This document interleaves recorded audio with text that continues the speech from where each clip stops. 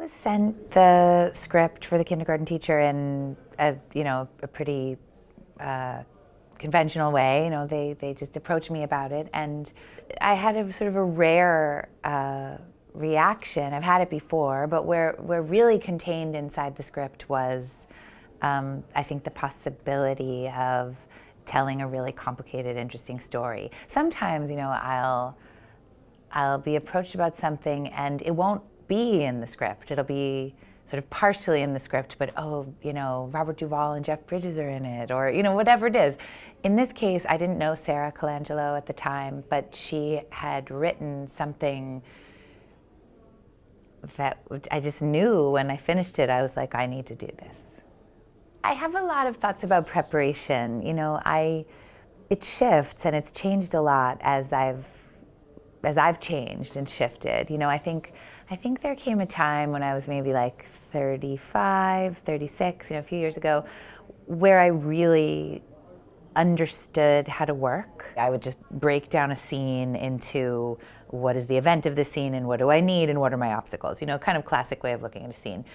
And in order to answer the questions, I would kind of use like a dreamy, almost a kind of unconscious part of my mind in terms of thinking about how to break the scene down. And then once I would get on set, I would have some kind of point of view about what I wanted the scene to be, but I would hopefully usually just let it go and see where it took me. But I would be able to know, okay, even though the scene is written this way and these are the lines and it isn't explicit, I think this scene is an apology, for example. And so I'm gonna play it that way. And even though I'm saying these words to you, I'm gonna be apologizing, for example. And then lately, I've been like throwing it away even more. It's not that I don't believe in work and doing the technical work. I do, and I think it's really served me. And I think since I've started really taking that seriously, my work has vastly improved. But I'm also now kind of toying with I don't know how to like really put my finger on it. Like just sort of going at it all from a sort of trippier place, like a more like a dreamier place, a more kind of unconscious place, just opening my mind, my heart to the ideas that I think are in the piece and seeing what ends up bubbling up, as well as doing the other work, I think. I would always watch my sister who performed when I was younger, so she would do high school plays and things like that, and I would always watch her sort of in awe, as a younger sibling does.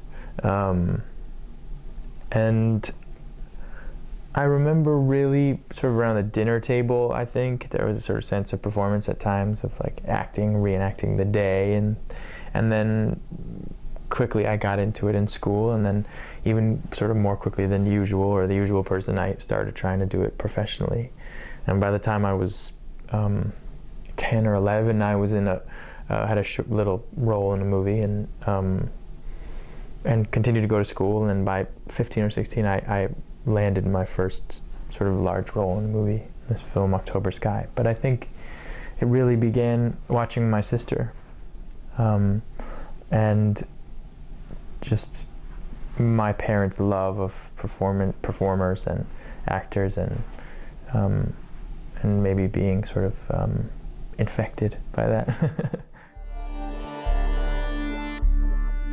There are so many that I could draw upon, but I think maybe particularly Danny Kaye, for some reason. When I was a little boy, I remember watching The Court Jester that Danny Kaye was in, and just being mesmerized by him, and sort of seeing his work and saying to myself that I wanted to do the same thing. Be sure of why you want to do what you want to do. As a performer, I think we're sensitive to so many things, but insecurity is one of those things that I think can be pried upon and can be sort of turned against yourself in a way that, ultimately will make you make choices that aren't completely coming from your own heart. And my biggest advice is to start from a place that you know and a foundation that's sure. that you are clear about why you're doing what you're doing, and that you love the process, and that you know what types of stories you want to tell. Even if you're not the one choosing to be in the story, even if you're, auditioning, and being clear about who you are and what you believe in.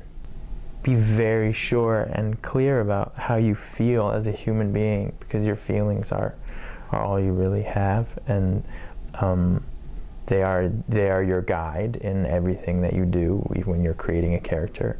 And if you're not sure about how you feel or what feelings are, because we live in a world, I think there's a lot of stimulus and a lot of stuff going on, a lot of ways of avoiding those feelings, and I think that primary job of an actor is to know your feelings and that instrument, and so to be sure of it is the most important thing. I guess it's always going to weaken you and your work to try to fit yourself into some idea of what you think other people think you're supposed to be. I mean, of course, we all do that, and it weakens our work, But the strongest work, I think, comes from finding a confidence and finding the vulnerability to let who you actually are into your work.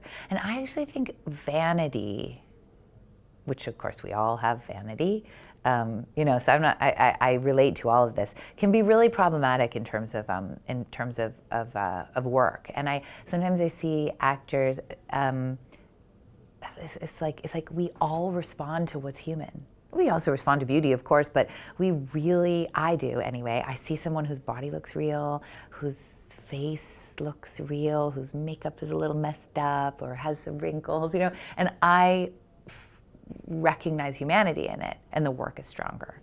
So I think to try to erase all of those things, which are, I guess in some ways considered flaws, I think really does also weaken the work.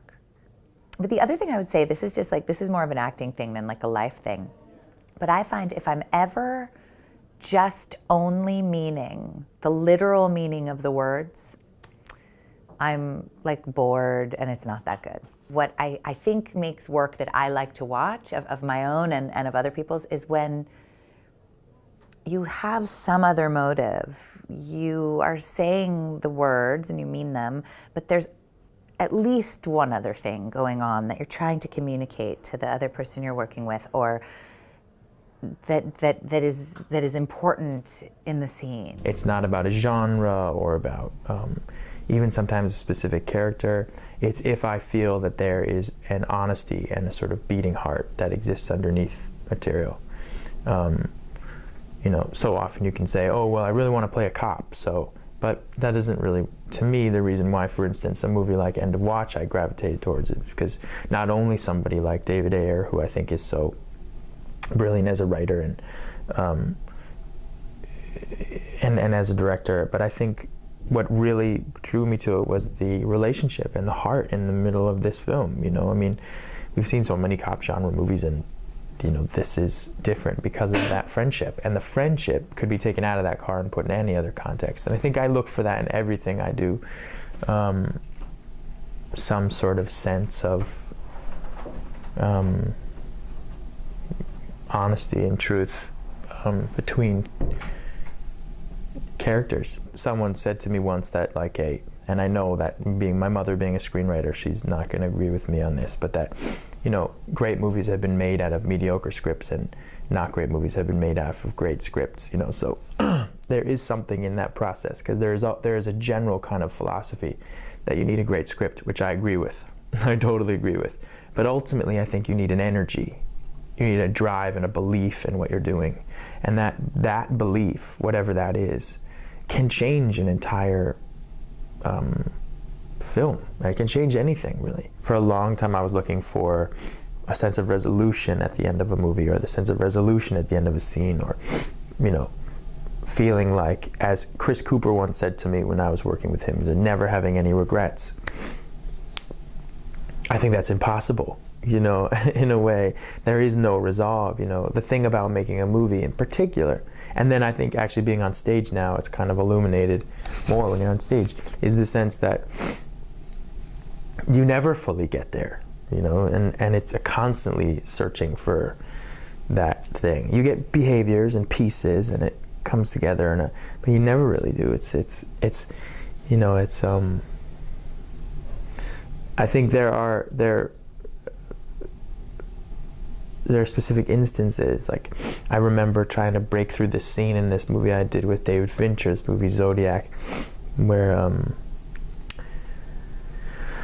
it's raining and I run up to this door and I'm trying to get information, and we shot the scene twice, and we shot it probably I had 50 takes of it, and I remember I never really got that scene. And if I did, or if he did, I never did, which is an interesting thing as an actor. Education is so essential, because there's no way of knowing what good material is, or knowing if a story is original, or knowing what makes a story original, or know how to interpret a story, or even to help, if you don't have a solid education. Doesn't mean you have to go out and get it, like from a common institution, but to educate yourself is the most important thing.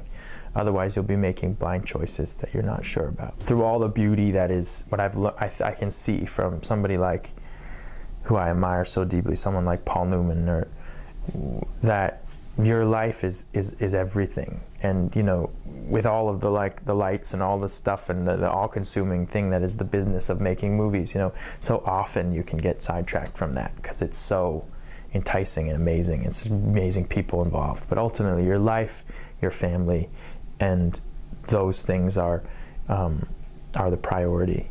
So if anything, from somebody like Paul Newman, that's what I learned, have learned so far.